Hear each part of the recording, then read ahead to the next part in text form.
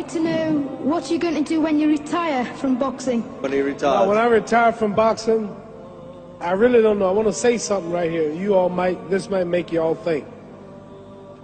Life is real short. So you add up all your traveling, add up all your sleeping, add up all your school, add up all your entertainment, you've probably been half your life doing nothing. So what am I'm 35 years old. 30 more years, I'll be 65. We don't have no more influence. We can't do nothing much at 65. Your wife will tell you that. So what I'm saying, when you're 65, ain't too much more to do. So did you know I'll be 65 in 30 more years? In those 30 years, I have to sleep 9 years. I don't have 30 years of daylight. I have to travel back to America, take 6-7 miles. All my traveling, probably 4 years of traveling in the next 30 years, about 9 years of sleeping, television, movies, entertainment, about 3 years of entertainment. Out of 30 years, I might have about 16 years to be productive.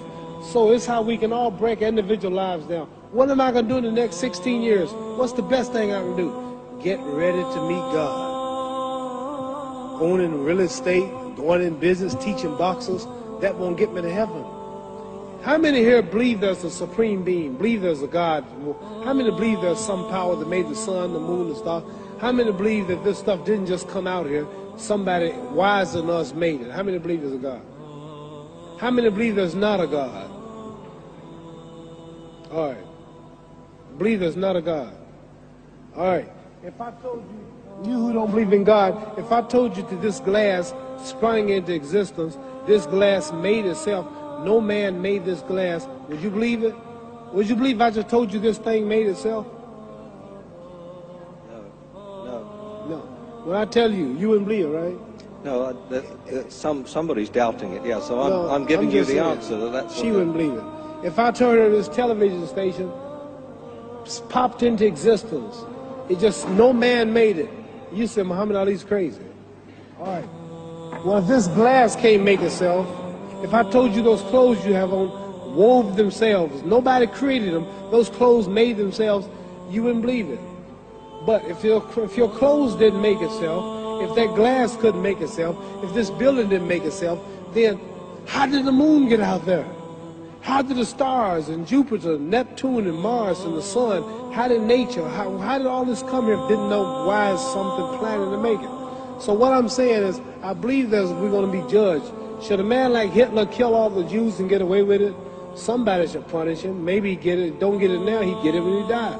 In hell for eternity. So what I'm going to do when I get out of boxing is to get myself ready to meet God, because my plane might blow up. Don't planes blow up in this country sometime and crash? Don't people die every day?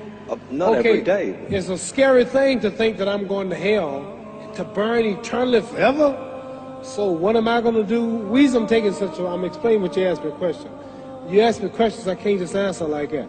When I get out of boxing or when I'm through, I'm going to do all I can to help people. That's why I'm here with Johnny Walker. Here's a poor man, came all the way to America. Here's a bunch of boys need some money, and somebody is calling me to help them. God is watching me. God don't praise me because I beat Joe Frazier. God don't give nothing about Joe Frazier. God don't care nothing about England or America as far as your wealth. It's all his. He wants to know, how do we treat each other? How do we help each other? So I'm going to dedicate my life to using my name and popularity, helping charities, helping people, uniting people, bring people bumming each other because of religious beliefs. We need somebody in the world to help make peace. So when I die, if there's a heaven, I want to see it. Because we live how long? 80 years? The odds are everybody in this room, some of you are going to be dead 20 years from now, some of you are going to be dead 50 years from now, some are going to be dead 30, and some are going to be dead 60, 70 years from now. We all going to die soon. And if you live to be, say, 125 years old, which we don't do, right? Let's say we live to be 250, and you can have sex for 145 of those years. You're going to come to the end after that. So we don't have but about 80 years on earth. This is a test to see where will we spend our life in heaven and hell. This is not the life now. Your real self is inside you. Your body gets old. Some of you go to look at the fridge, you don't have no teeth. Your hair is leaving you. Your bodies get tired, but your soul and your spirit never die. That's going to live forever. So your body is just housing your soul and spirit. So God is testing us on how we treat each other, how we live, to see where our real home be in heaven.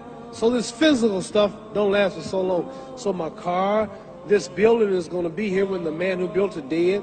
There have been many kings and queens of England. They're all dead. After this one is gone, another one will come. So we don't stay here. We're just trustees. We don't own nothing. Even your children are not yours. If you think I'm lying, your wife is not yours. You don't own your children. You don't own your family. So what am I saying?